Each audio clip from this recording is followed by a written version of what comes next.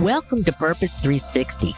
I'm Carol Cohn, and today more than ever before, companies, brands, and their partners need to stand for something beyond the bottom line. I've created this program to provide insights and ideas to share with you so that you can apply them to your work the very next day. The goal here is to uplevel your purpose and to benefit companies and society. So please join us.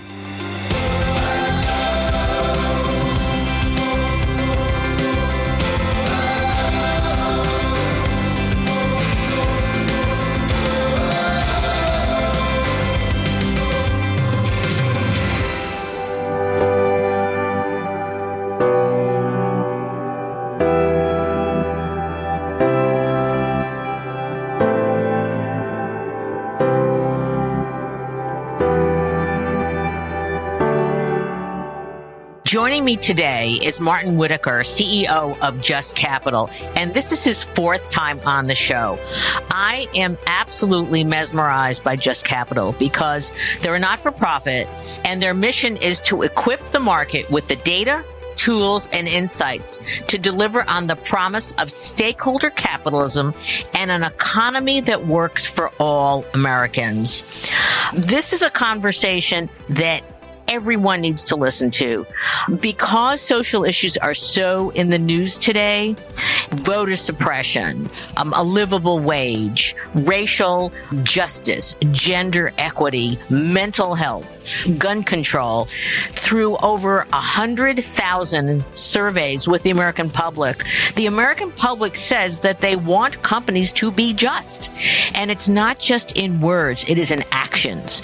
And so my conversation with Martin today really dives deep into what is a CEO and a C-suite to do? Where do you place your bets? What do you do beyond talking? What is the walking look like? So there's a lot of great things in this interview. Don't miss it. Join us.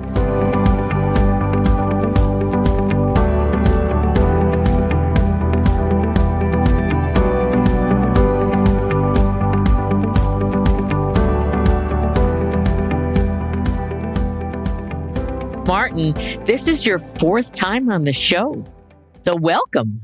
Thanks, Carol. I bet you say that to all the guests. No, I don't. That's not true. You are my you are my favorite guest, and that's very kind. It's very kind. Yeah, you're my favorite podcast host. Okay, I'll take that one. Well, you've named us one of the top podcasts to listen to, so we actually utilize that. So thank you. Martin joined the show for the first time on July 31st in 2019. And he then came back a couple times in 2020.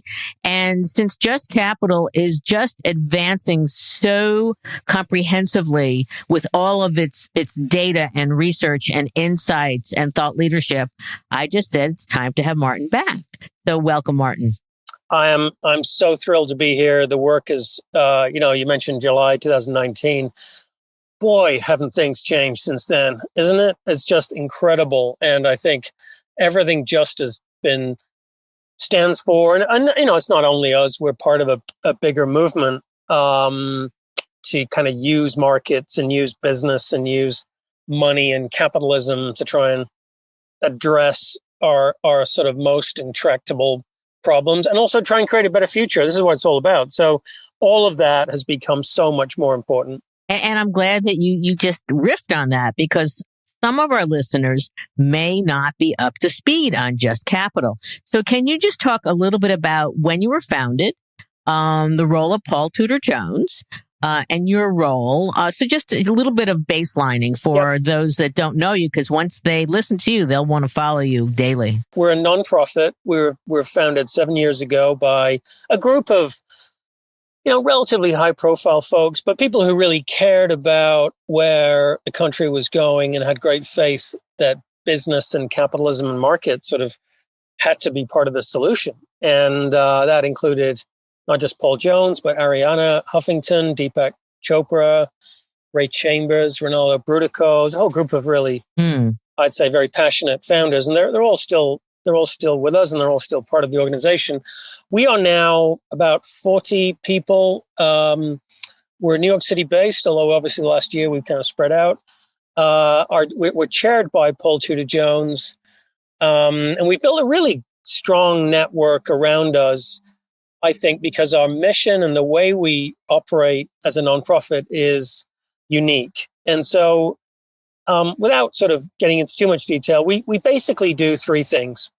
We survey the American people at great length on all manner of things to really decide, to identify what issues matter and what does a just company actually look like?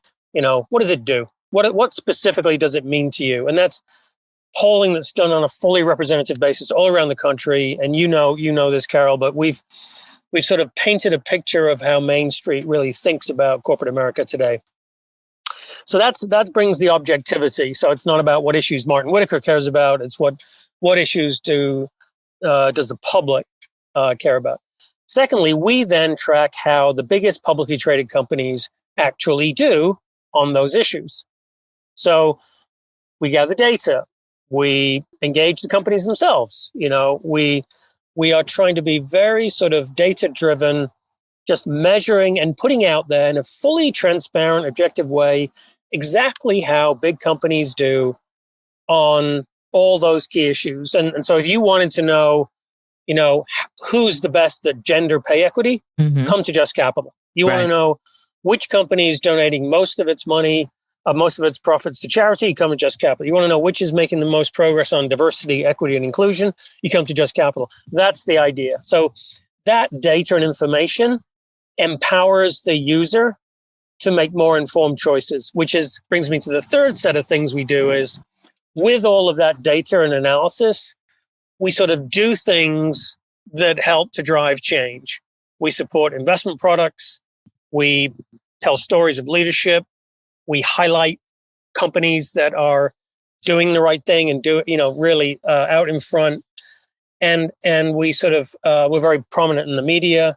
So we try to do a lot of things that, take all that information and actually, drive change towards a more just economy. So that's really what the organization does. Let's take a break and talk about the numbers.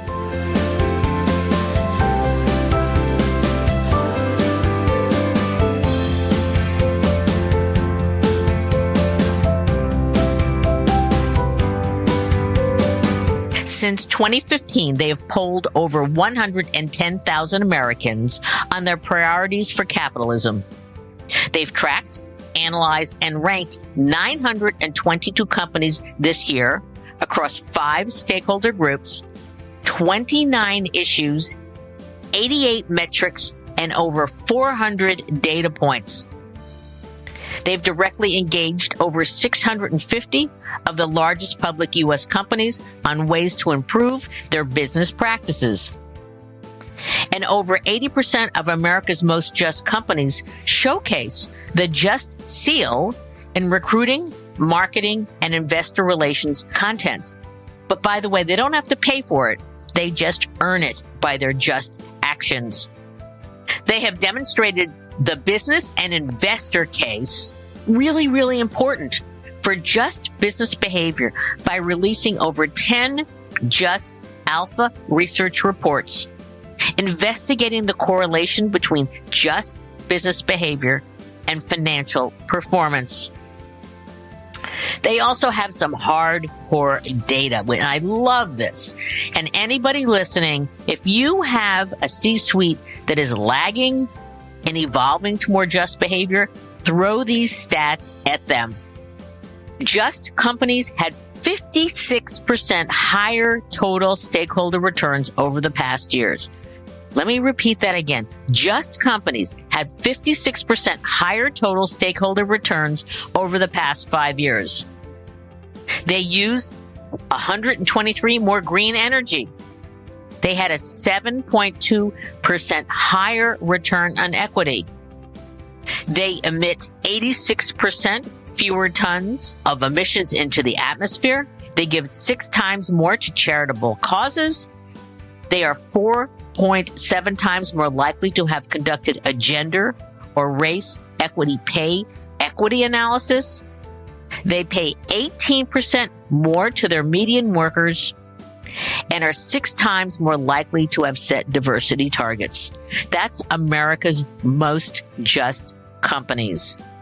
And again, I want to read 2 numbers here that you should take to your C-suite when you're discussing the evolution of your company to stakeholder-based capitalism. Just Companies had a 56% higher total shareholder returns over the past 5 years and had a 7.2% higher return on equity. Just Companies are better run.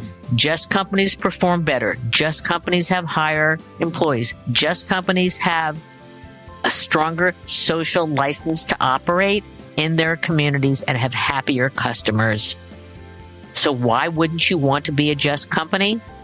Let's return to our conversation with Martin.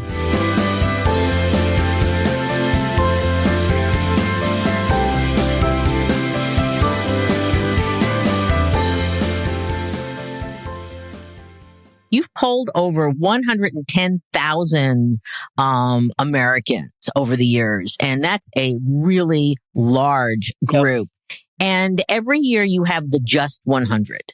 And so last October 14, you announced the Just 2021. And so, but that was in the middle of COVID. And so very curious to hear how has that ranking changed, if it has or not, during COVID. And I was thrilled to see the leader, but, who are some of the leaders and why? Well, you say it's in the middle of COVID. Let me expand on that a bit. I would say it was in the middle of once in a multi-generational period of global tumult. So yes, COVID, but COVID also caused a global economic shutdown. It threatened the survival, literally, of millions of people, their jobs, their livelihoods. It also exposed great inequities in society and created a major reckoning with racial inequities. And in particular, you think of George Floyd and the Black Lives Matter movement. And so it sort of became, we actually launched the rankings, in the middle of a period where sort of social issues, let's say, were absolutely front and center. And no matter whether you're an investor or a corporate leader or just, an ordinary person like me or you, your life was kind of upside down. And so trying to make sense of what was just and what wasn't was actually a big challenge for us last year. And we did a lot of survey work to really try and not just identify sort of like what are the baseline issues are, because obviously we've been surveying for multiple years. We have our sort of core framework, which doesn't really change that much, which I can describe in a moment. But what we asked were very pointed questions about how has COVID changed things? How has George Floyd changed things? How has that? How has the economic buzzsaw that we went through changed things? And the answer, which may surprise you, was actually not a huge amount. And what I mean by that is people have been telling us for years that how you treated humans mattered. It was the most important thing. So we have 5 categories of sort of stakeholder. We have how a company treats its workers, which has always been the most heavily weighted by any demographic, any economic group, no matter where we go in the country, Carol.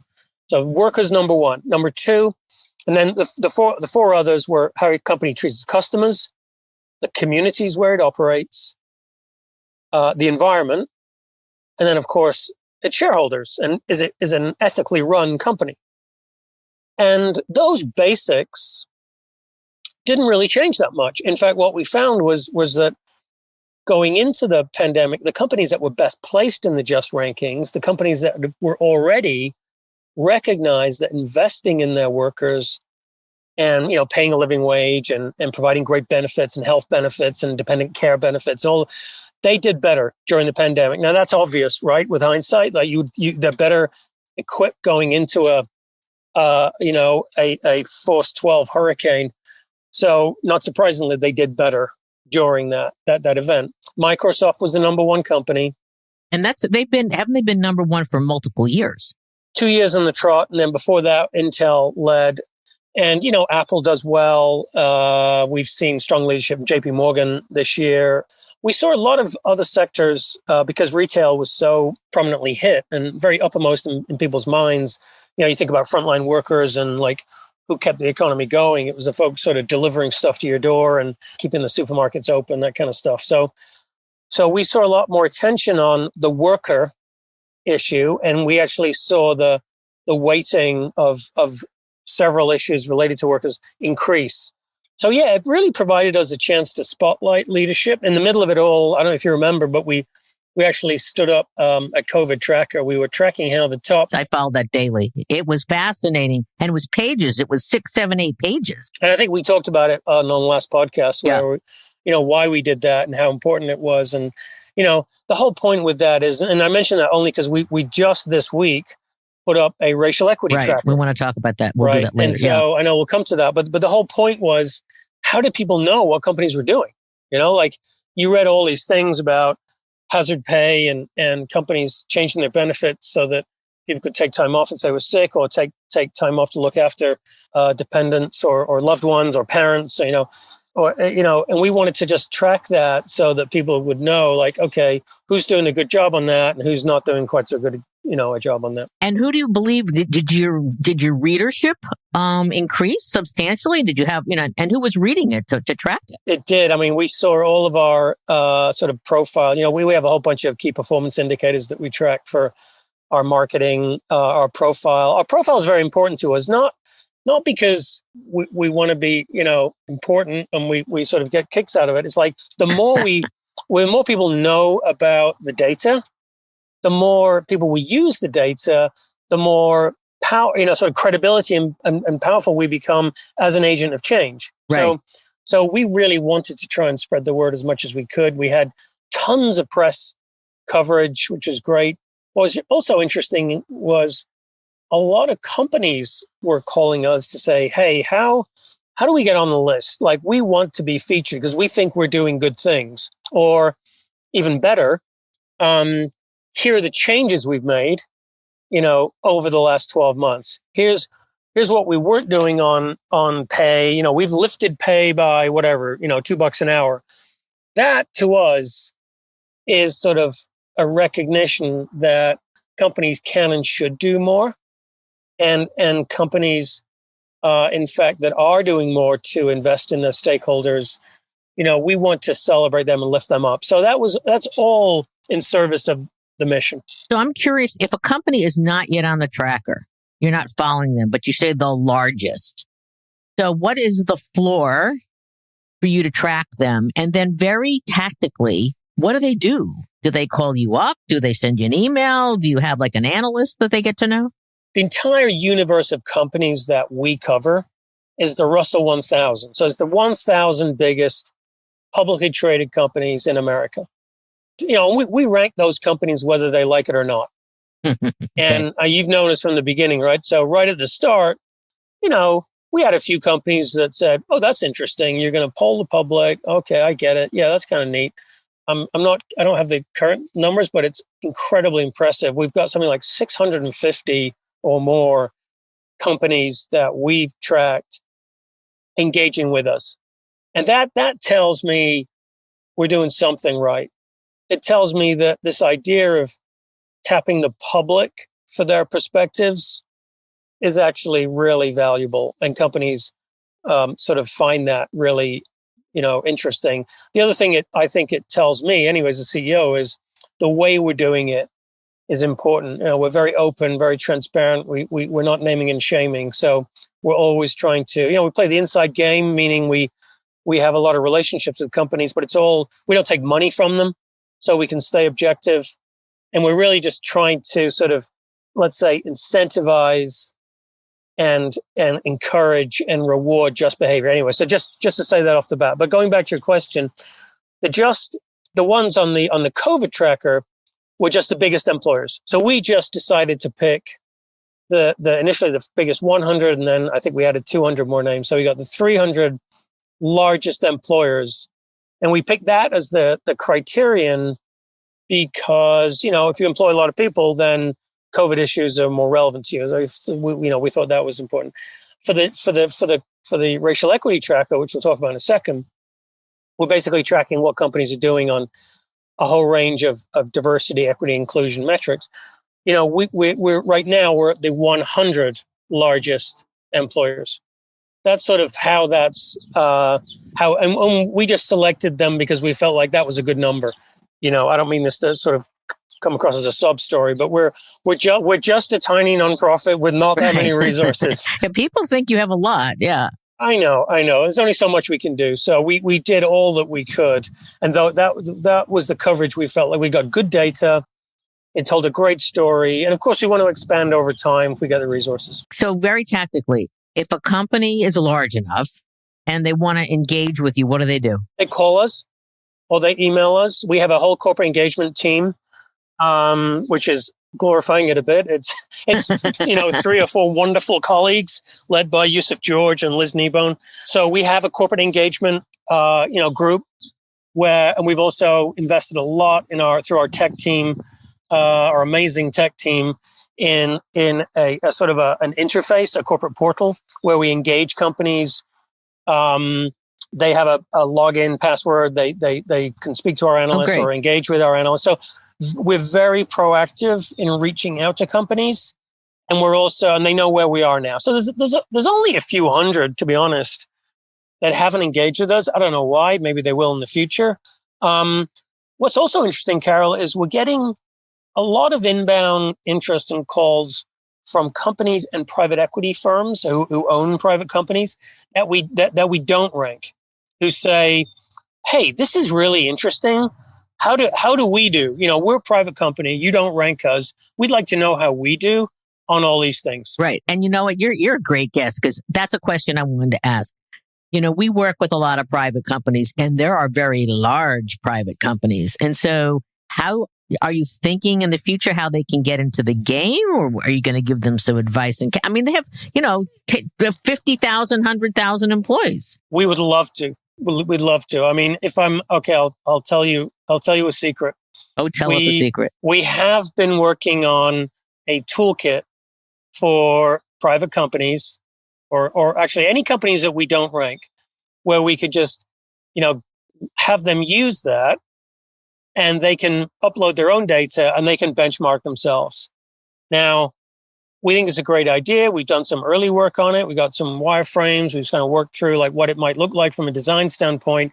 We literally just haven't had the resources to build it out. But I think, we've had a few conversations with some partners on doing that. But I think it would be tremendously valuable. To your point, you don't have to be a big public company to be just. You could be a 100-person company, and not everything applies to you, but you still want to do the right thing. And you still want to know, what are the leaders doing? Like, what is Microsoft doing on sort of employee training? Maybe there's 1 or 2 things that we could learn. And also the flip side, which is actually fascinating. I'm a 150-person company, let's say. I'm actually doing something really cool on diversity. I want just to know what I'm doing. So maybe we can have like a showcase moment where we celebrate a small company as part of our work. Oh, I bet you're going to do that. Your partner, you've got Forbes is a great partner, and you also work with Harris, and I bet that's coming sooner than later. So we look forward to it. If there's any big donors listening to this or anybody who's interested in that, please reach out. I think it's really important because I think that your trajectory is going so fast now. And I do think that the other companies do want to get into the game. I'd love for you to talk about you have a great infographic that is, I think it just came with the new Just 100. And it talks about, I don't know if you know it offhand. It's like, it talks about the impacts of just companies. You know what I'm talking about? It says, that Just Companies had a 56% higher total shareholder return over the past 5 years. Yep. They use 123% more green energy at a 7.2% higher return on equity. I mean, these are powerful, current, justified numbers. Absolutely. And in fact, I remember the first ever Just 100 launch we did back in, it would probably be 2016, I think, with Forbes. We were preparing my speech. We had a lot of companies in the room, a lot of donors. In preparing it, we're like, well, wait a second. Let's just see if we can take these 100 companies and come up with those numbers. Like, are they, what do the stats tell us about how many more women are on their boards? What are they doing on pay? And when I read them out, there was like an audible gasp. It was like, oh, this is exactly what we needed, because for far too long, as you know, we talk about this stuff in sort of, very sort of general terms and, what companies should do. And there's very little hard data on like, okay, what actually is changing? And are we seeing companies that are better on diversity, equity, and inclusion, are better on fair pay, on better on being engaging the communities where they operate? Do they actually do better in terms of their financials and their accounting numbers? Like, do they, and how much better? Like, what does that look like? So we're very data driven, as I've said.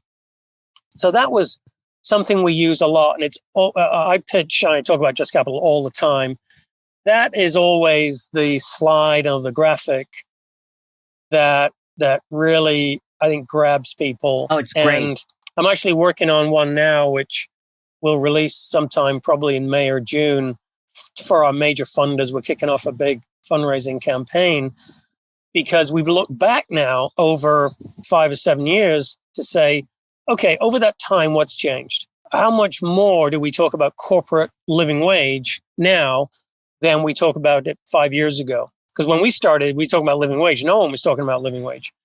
Not in terms of corporations. Now it's all the time. So, and how many companies have lifted wages? And who are those people who have been affected by it? So there'll be more coming out soon. And again, I'm sure my colleagues will be like, Martin, stop doing that. You're promising. Oh, no, you're going really fast.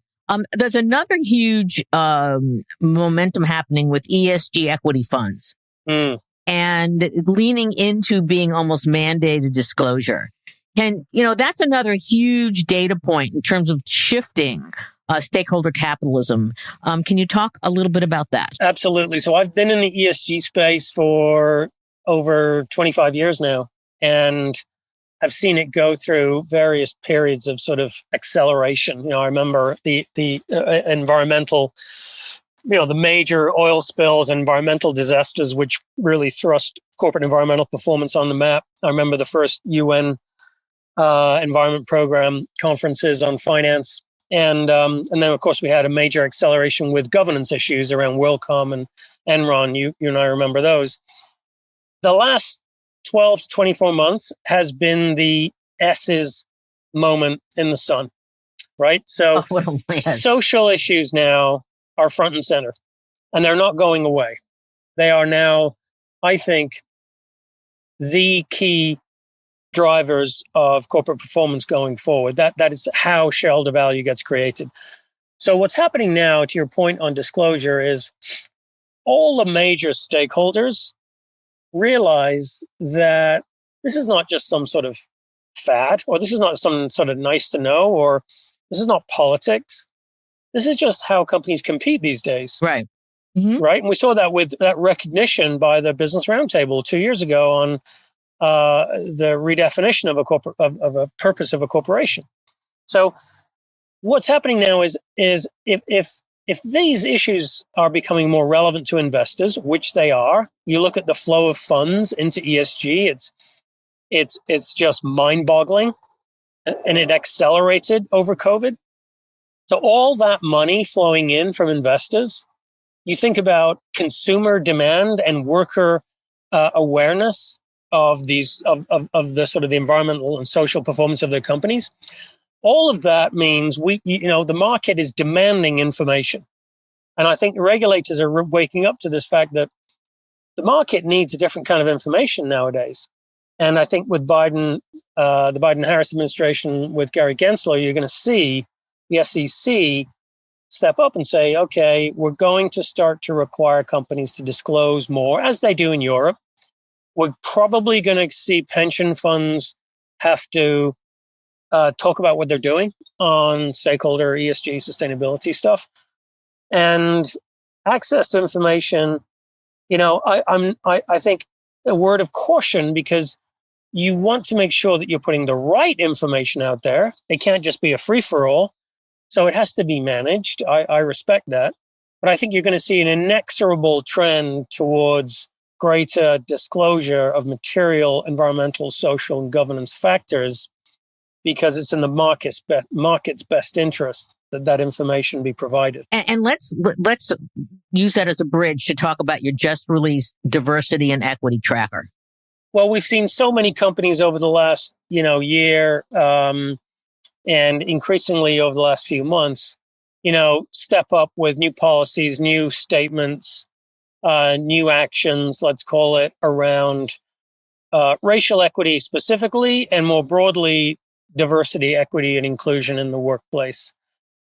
It's very difficult to track these, right? They're sort of anecdotal. They're coming at you from lots of places.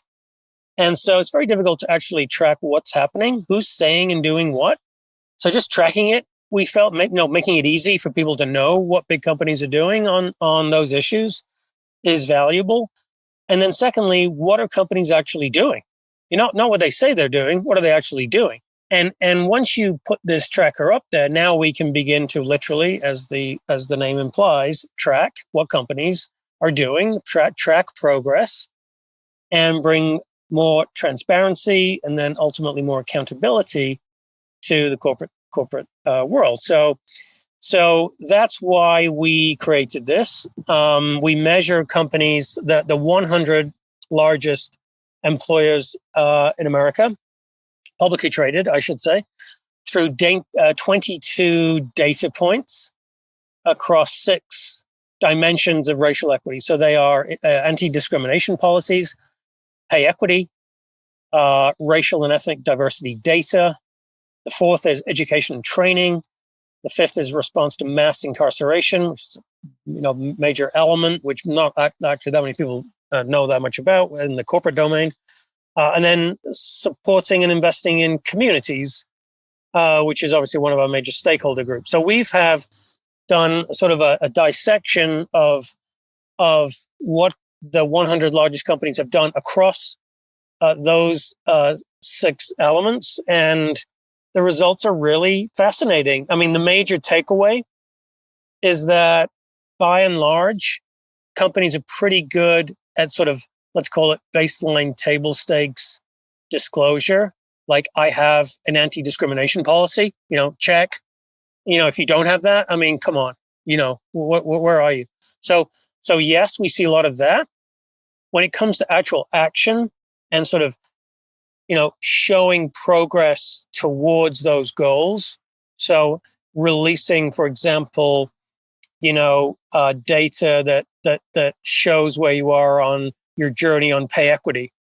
It's not quite so good. We've seen only 31% of companies, sort of disclosing what they're doing on pay equity, and we can talk a little bit about why that might be. But that's so the data's all on justcapital.com. It's front and center, and we released it last week, and we had a huge amount of interest and attention on that. And why would I know that P&G did really well? They stood up really well, and you had a very interesting interview with Damon Jones, who's head of communications and advocacy. Talk a little bit about their walk, because they're not just talk. Well, when you look at actual devotion of dollars to programs, communities, and commitments, when you look at what companies are doing in terms of the personnel, like the people who are running the company, what programs they have in terms of advancing minorities in the workplace through to senior positions and board positions. Procter & Gamble has always done very well in our rankings, and in this particular issue, we highlight them because they're one of the few companies that have made progress across all of those areas. I would say the same about Two other companies I would call out, JP Morgan and Pepsi. Again, both companies that have made a lot of progress across all of the areas and have actually been more forthcoming about the actions that they've taken as opposed to statements of policy or otherwise. Now let's take a moment from our conversation with Martin Whittaker to segue to our In the Know segment.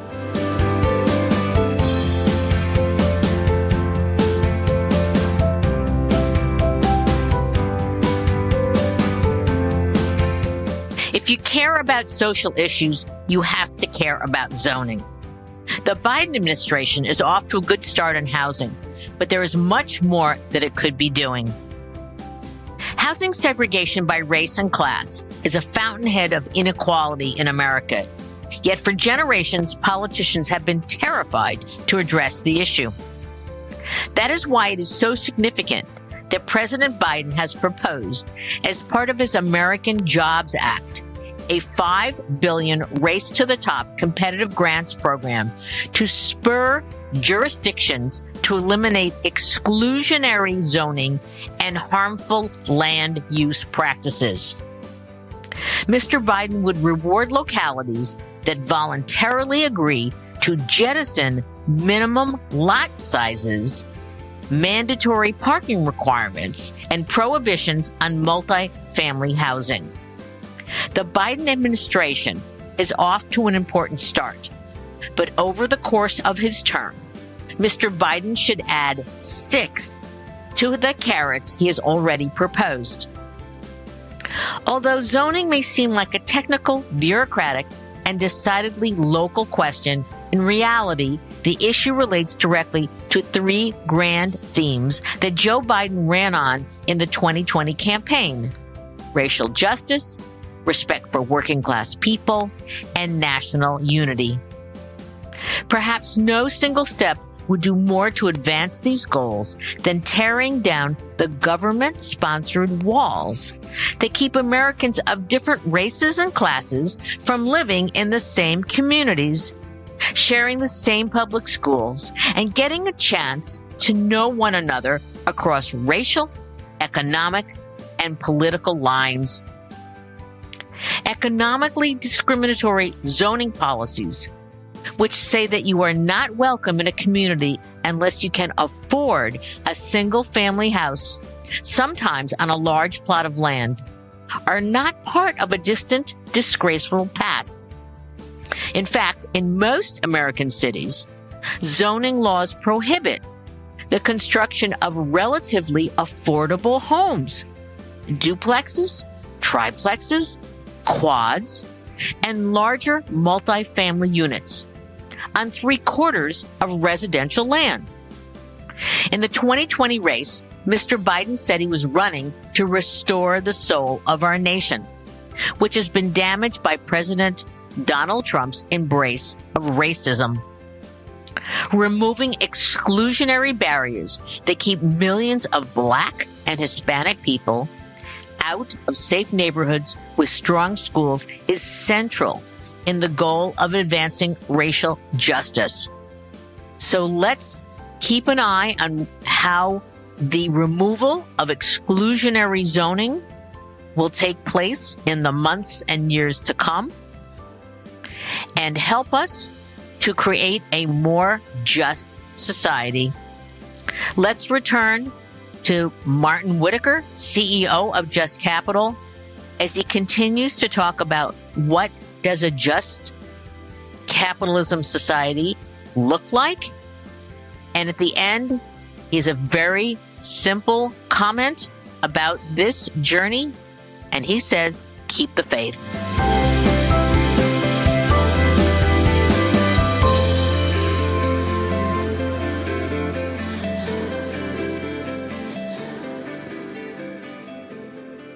I would love to talk about social activism and the C-suite.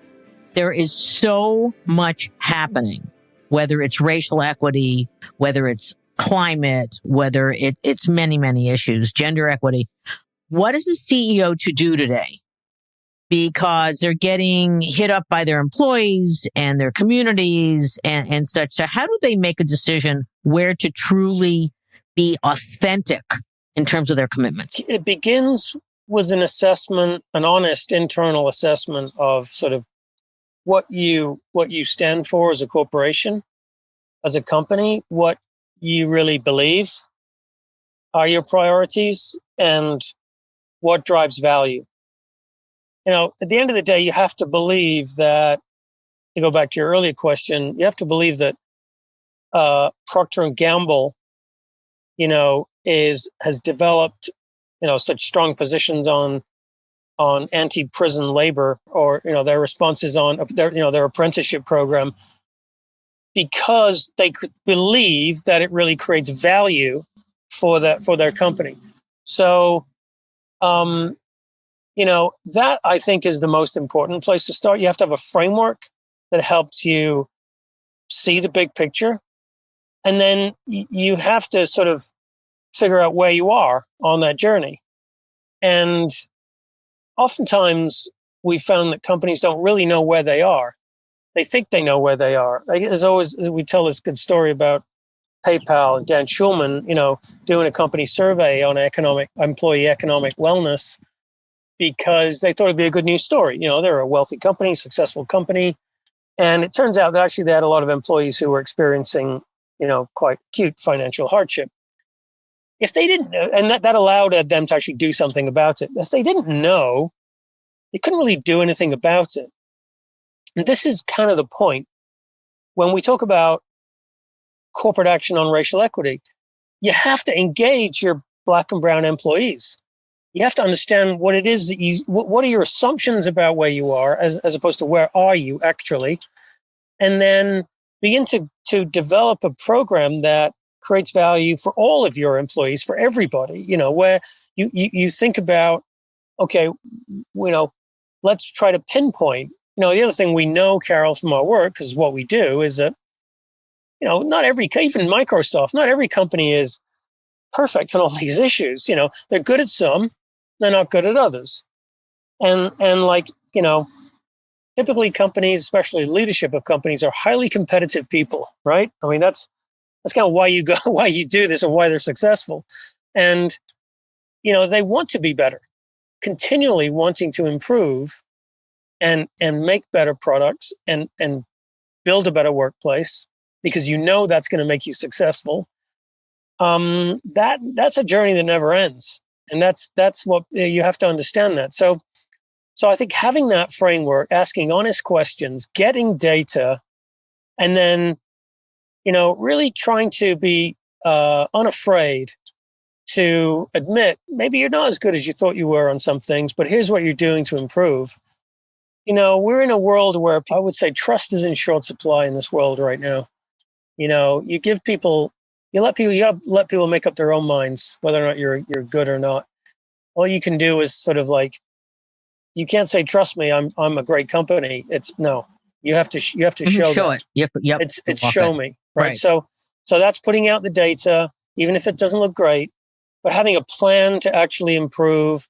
Like, that's what we see leaders, and the top companies doing. They're always pushing to be better on just issues, even if they're not great at them at any moment in time. Let's talk about some of these other just issues. We talked about racial equity. What about the journey towards a $15 an hour minimum wage? How are companies doing? We're going to call this a lightning round. We're not going to get into it deeply. I would say, we see companies all over the place on that. There are companies that are very fearful to talk about wages. We've seen companies like Walmart, just in the last 6 months, Walmart, Amazon, Costco, all lifted wages. Target lifted wages.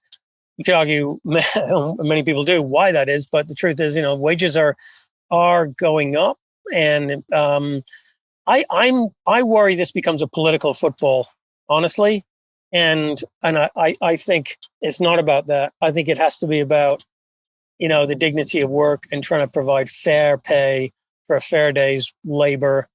And so we tend to talk in terms of livable wage, not $15 minimum wage, livable wage, and should companies be able to provide their employees with a living wage. If you're in the Fortune 500, should you have any employee relying on government support to make ends meet? That's the real question. I would say the progress on that is probably not that good. In fact, we know it's not very good. Okay. How about investing in Black-owned businesses? We're seeing some big declarations in that field. Yeah, a lot of declarations. Again, this is partly why we stood up the tracker. I would say we're at the beginning of that journey. I haven't seen the data on that, and I don't like to talk about things in general terms. I like to have the data. That's why I'm, CEO of Just Capital. We try to use the data to tell the story. But I would say knowing what we know, like getting the data, first of all, very, very difficult. We see a lot of interest from the public certainly in local sourcing. And when we polled Americans overall, and when we oversampled on Black Americans, sourcing from, Black-owned businesses was, top or at or close to the top of the list. So I think it is a big issue for sure. I think it's something where I've seen a lot of interest anecdotally. Have I seen, let's say systemic change in that regard? No, not yet. How about mental health? I mean, obviously it's coming to the fore just explosively, unfortunately. Yeah, I would say we're early in that. I'm going to give us, 3 or 4 out of 10. Okay. I think I interviewed CEO of Humana, Bruce Brossard, not so long ago, or like towards the end of the pandemic. It was towards the end of last year.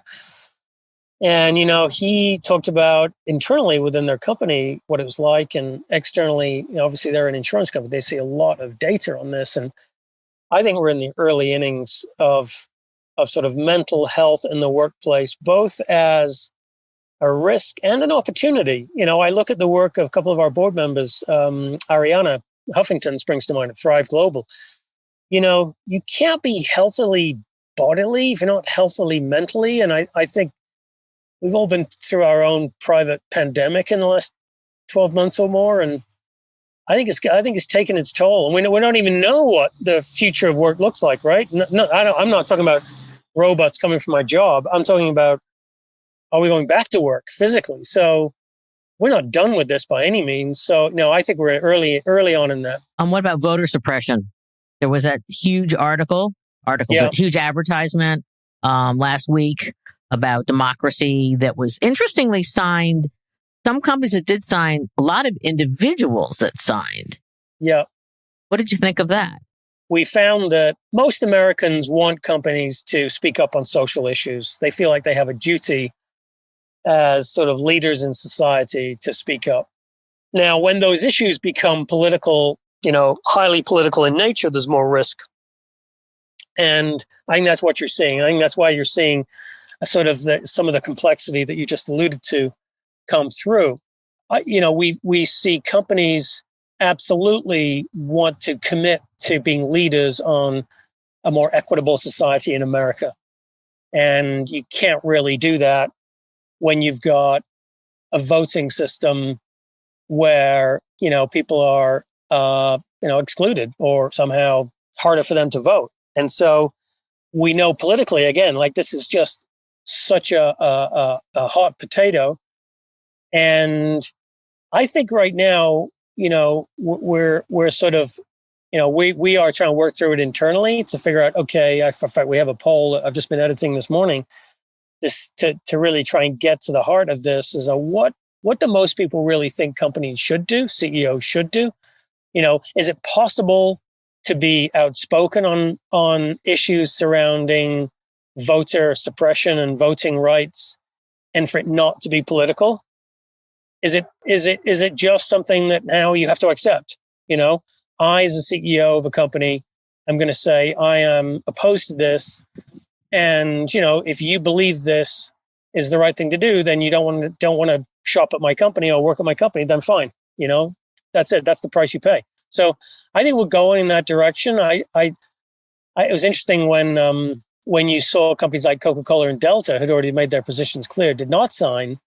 I look at that and I think, boy, this is going to be something that, just incredibly complex for companies to navigate, but then again, you got to back up and say, bottom line, you have to have in order to have a just society and a just mission, you cannot do that if it only works for some people.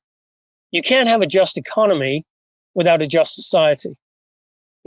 You can't have an economy or a society where it works for some people. Maybe it works for most people. No, it's got to work for everybody. It's got to work for everybody. That's the bottom line. And so that's where I fear, with something like this, which is a basic human right, becomes a political football. It sort of undermines the whole ideal of a society where everybody feels valued and everybody feels like they have a part to play. On all of these issues, mental health, voter suppression, livable wage, how important is it for companies to act versus talk? There's a lot of talk, but I think that there is a gap between the actions taken. There is. Sometimes, again, when I'm in my more sort of philosophical modes, I understand you don't want to act indiscriminately, meaning, you don't want to be acting unintentionally or thoughtlessly. People are so quick to judge these days and so unwilling to forgive mistakes. And I think if companies act without real thought and intention about why they're acting and what are they doing, the risk of blowback, risk of backfiring is high. And so I understand why some degree of caution is necessary, but I go back to the point I made earlier. It's not enough to just say the words. You've got to walk the talk. At some point, you have to turn words into deeds, and you have to show that that's what you're doing. So it's a balance, and I I'm not someone who thinks that companies should be acting all the time on everything and fully transparent about everything. I sort of feel as though it's a journey. Companies should be ultimately putting their money where their mouth is. Show us what you do. You say you're a just employer. You have an anti-discrimination policy, let's say. Okay, great. That's a great start. What exactly are you doing to show that it's working? Can you show the world, what your mistakes have been? I mean, having some humility about that actually is a sign of strength. We tried this and it didn't work. Or, we've seen this with supply chains and human rights issues, right? In the past, companies that were the most transparent often were the ones that came in for the most amount of criticism, because the story wasn't always a good one. And so that's the balancing act. And I understand it, but I'm afraid today we live in a world where access to information, access to data is only going one way. And you've got to be out in front of it as a company, and you've got to really sort of understand, okay, what do we need to put out there? How does this fit with our overall strategy? And how do we do this in a way that helps us make progress, doesn't sort of undermine or undercut, our the progress we have made or the intentions that we have. That's fantastic. And unfortunately, we're at the top of the hour. So, you're a great interview. Love it. So we're going to have you back in 6 months or a year to continue to see how Just Capital is moving along and how CEOs and how their actions are really having an impact. So I always give you the last word. So what would you like to share with our listeners after having an amazing year that you've done, and what companies really need to continue on their journey to be just? Keep the faith. Keep the faith. This is a you look back over history. I'm not talking like over the last few years. I'm talking about hundreds of years, if not thousands of years of history. We are in a moment of great change. And I think people have a lot more in common than otherwise. A lot more unites us than divides us. And I really believe that, Carol.